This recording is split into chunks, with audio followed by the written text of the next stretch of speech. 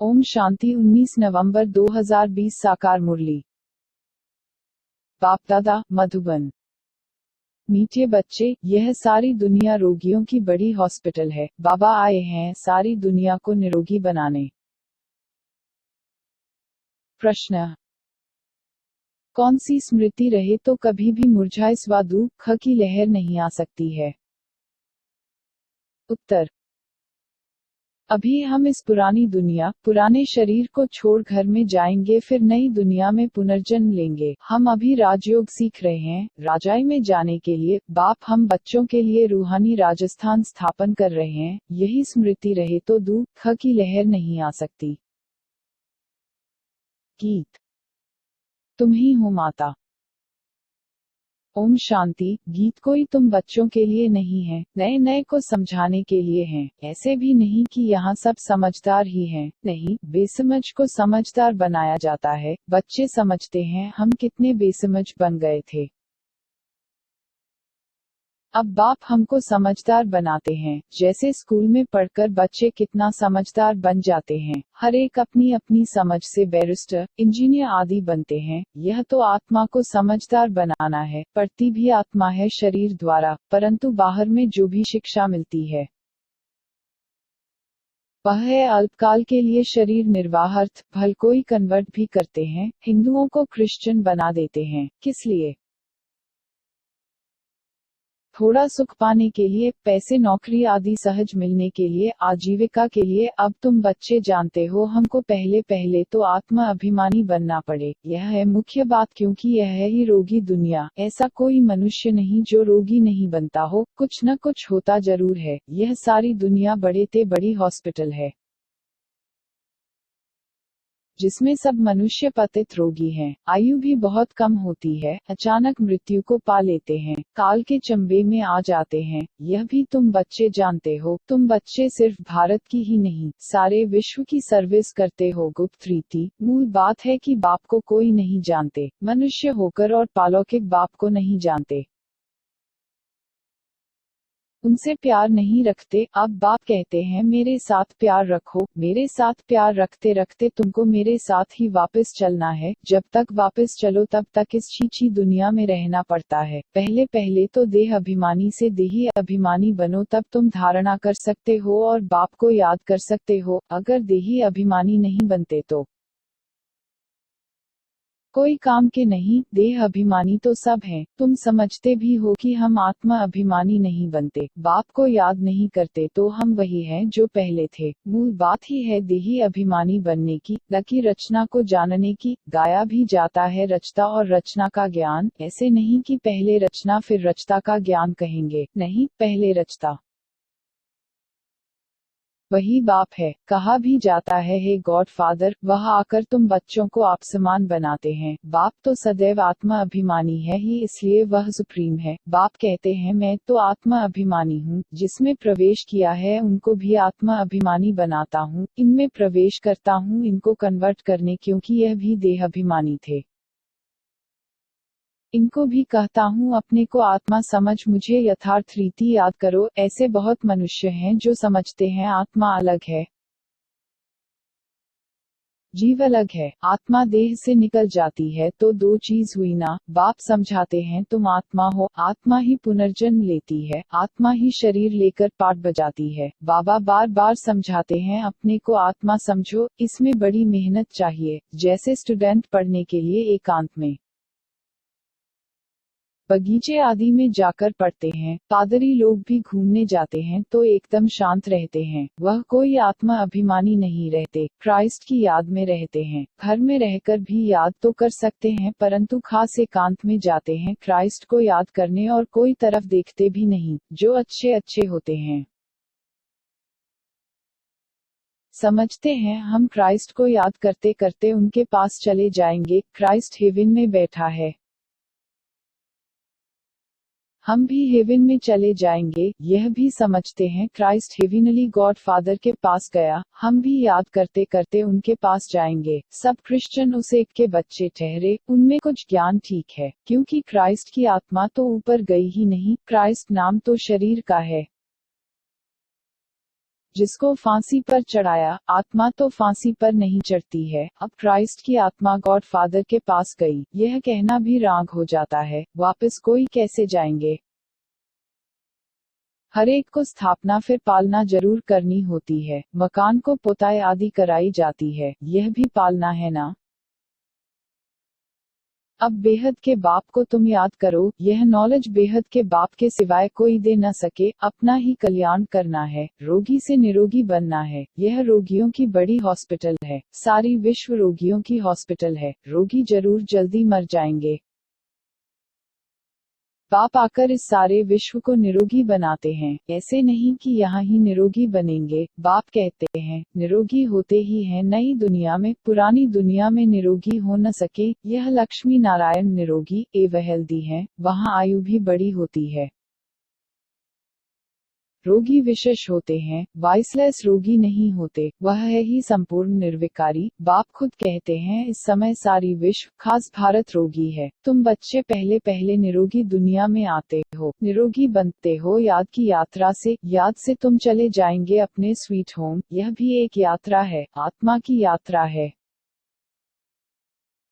बाप परमात्मा के पास जाने की, यह है स्पिरिचुअल यात्रा। यह अक्षर कोई समझ नहीं सकेंगे, तुम भी नंबरवार जानते हो, परंतु भूल जाते हो। मूल बात है यह, समझाना भी बहुत सहज है, परंतु समझाएं वह जो खुद भी रूहानी यात्रा पर हो, खुद होगा नहीं।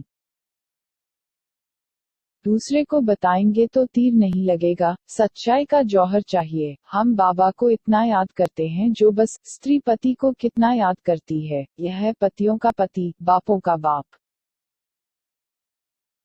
गुरुओं का गुरु। गुरु लोग भी उस बाप को ही याद करते हैं। क्राइस्ट भी बाप को ही याद करते थे, परंतु उनको कोई जानते नहीं है। बाप जब आए तब आकर अपनी पहचान देवे। भारतवासियों को ही बाप का पता नहीं है तो औरों को कहां से मिल सकता। विलायत से भी यहाँ आते हैं योग सीखने के लिए। समझते हैं प्राचीन योग भगवान ने सिखाया, यह है भावना। बाप समझाते हैं सच्चा सच्चा योग तो मैं ही कल्प कल्प आकर सिखलाता हूँ एक ही बार। मुख्य बात है अपने को आत्मा समझ बाप को याद करो।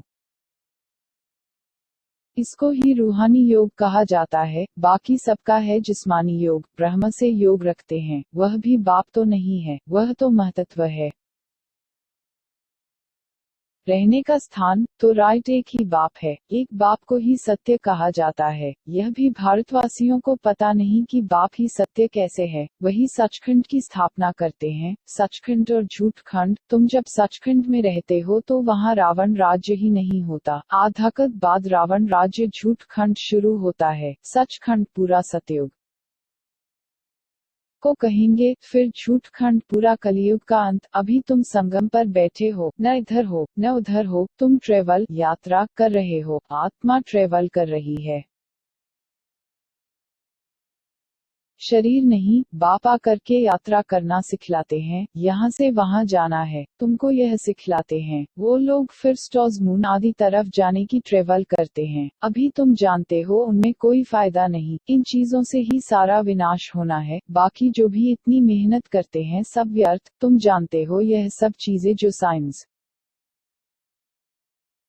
से बनती हैं वह भविष्य में तुम्हारे ही काम आएंगी। यह ड्रामा बना हुआ है। बेहद का बाप आकर पढ़ाते हैं तो कितना रिगार्ड रखना चाहिए। टीचर का वैसे भी बहुत रिगार्ड रखते हैं। टीचर फरमान करते हैं अच्छी रीति पढ़कर पास हो जाओ, अगर फरमान को नहीं मानेंगे तो नापास हो जाएंगे। बाप भी कहते हैं तुमको पढ़ाते हैं विश्व का मालिक बनाने। यह लक्ष्मी नारायण मालिक हैं, भल प्रजा भी मालिक है, परंतु दर्जे तो बहुत है ना। भारतवासी भी सब कहते हैं ना हम मालिक हैं। गरीब भी भारत का मालिक अपने को समझेगा, परंतु राजा और उनमें फर्क कितना है। नॉलेज से मर्तबे का फर्क हो जाता है। नॉलेज में भी होशियारी चाहिए, पवित्रता भी जरूरी है, तो हेल्थ वेल्थ भी चाहिए। स्वर्ग में सब है ना। बाप एम ऑब्जेक्ट समझाते हैं दुनिया में और कोई की बुद्धि में यह एम ऑब्जेक्ट होगी नहीं। तुम फट से कहेंगे हम यह बनते हैं, सारे विश्व में हमारी राजधानी होगी। यह तो अभी पंचायती राज्य है। पहले थे डबल ताजधारी, फिर एक ताज, अभी नो ताज। बाबा ने मुरली में कहा था यह भी चित्र हो, डबल सिरताज राजाओं के आगे सिंगल ताज वाले माथा। चुकाते हैं। अभी बाप कहते हैं मैं तुमको राजाओं का राजा डबल सिरताज बनाता हूँ, वह है अल्पकाल के लिए। यह है 21 जन्मों की बात। पहली मुख्य बात है पावन बनने की। बुलाते भी हैं कि आकर पतित से पावन बनाओ, ऐसे नहीं कहते कि राजा बनाओ। अभी तुम बच्चों का है बेहद का संन्यास, इस दुनिया से ही चले जाएंगे अपने घर, फिर हेवन में आएंगे। अंदर में खुशी रहनी चाहिए, जबकि समझते हैं हम घर जाएंगे फिर राजाई में आएंगे, फिर मुरझा इस दुख आदि यह सब क्यों होना चाहिए। हम आत्मा घर जाएंगी फिर पुनर्जन्म नई दुनिया में लेंगी। बच्चों को स्थायी खुशी क्यों नहीं रहती है। माया का अपोजिशन बहुत है, इसलिए खुशी कम हो जाती है। पतित पावन खुद कहते हैं मुझे याद करो तो तुम्हारे जन्म जन्मांतर के पाप भस्म हो जाएंगे, तुम स्वदर्शन चक्रधारी बनते हो, जानते हो। फिर हम अपने राजस्थान में चले जाएंगे, यहाँ भिन्न भिन्न प्रकार के राजाएं हुए हैं। अब फिर रूहानी राजस्थान बनना है, स्वर्ग के मालिक बन जाएंगे। क्रिश्चियन लोग हेवन का अर्थ नहीं समझते हैं, वह मुक्ति धाम को हेवन कह देते हैं। ऐसे नहीं कि हेविनली गॉड फादर कोई हेवन में रहते हैं, वह तो रहते ही है शांति धाम में। अभी तुम पुरुषार्थ करते हो पैराडाइस में जाने के लिए, यह फर्क बताना है। गॉड फादर है मुक्ति धाम में रहने वाला, हेवन नई दुनिया को कहा जाता है। फादर ही आकर पैराडाइज स्थापन करते हैं। तुम जिसको शांति धाम कहते हो उनको वो लोग हेवन समझते हैं। यह सब समझने की बातें हैं। बाप कहते हैं नॉलेज तो बहुत सहज है, यह है पवित्र बनने की नॉलेज, मुक्ति जीवन मुक्ति में जाने की नॉलेज, जो बाप ही दे सकते हैं। जब किसको फांसी दी जाती है तो अंदर में यही रहता है हम भगवान पास जाते हैं। फांसी देने वाले भी कहते हैं गॉड को याद करो, गॉड को जानते दोनों नहीं हैं, उनको तो उस समय मित्र संबंधी आदि जाकर याद पड़ते हैं। गायन भी है अंतकाल जो स्त्री सिमरे, कोई न कोई याद जरूर रहता है। सतयुग में ही मोह जीत रहते हैं, वहाँ जानते हैं एक खाल छोड़ दूसरी ले लेंगे, वहाँ याद करने की दरकार नहीं, इसलिए कहते हैं दुख हमें सिमरन सब करें। यहाँ दुख है इसलिए याद करते हैं भगवान से कुछ मिले, वहाँ तो सब कुछ मिला ही हुआ है। तुम कह सकते हो हमारा उद्देश्य है मनुष्य को आस्तिक बनाना, धनी का बनाना। अभी सब निधन के हैं, हम धन का बनते हैं, सुख शांति संपत्ति का वर्षा देने वाला बाप ही है। इन लक्ष्मी नारायण की कितनी बड़ी आयु थी, यह भी जानते हैं। भारतवासियों की पहले पहले आयु बहुत बड़ी रहती थी, अब छोटी है। क्यों छोटी हुई है यह कोई भी नहीं जानते। तुम्हारे लिए तो बहुत सहज हो गया है समझना और समझाना, सो भी नंबरवार हैं। समझानी हर एक की अपनी अपनी है, जो जैसी धारण करते हैं ऐसे समझाते हैं। अच्छा, मीठे मीठे से खिलते बच्चों प्रति माता पिता बाप दादा का याद प्यार और गुड मॉर्निंग। रूहानी बाप की रूहानी बच्चों को नमस्ते। धारणा के लिए मुख्य सार। एक, जैसे बाप सदैव आत्मा अभिमानी है, ऐसे आत्मा अभिमानी रहने का पूरा पूरा पुरुषार्थ करना है। एक, बाप को दिल से प्यार करते करते बाप के साथ घर चलना है। तो बेहद के बाप का पूरा पूरा रिगार्ड रखना है, अर्थात बाप के फरमान पर चलना है। बाप का पहला फरमान है बच्चे अच्छी रीति पढ़कर पास हो जाओ, इस फरमान को पालन करना है। वरदान।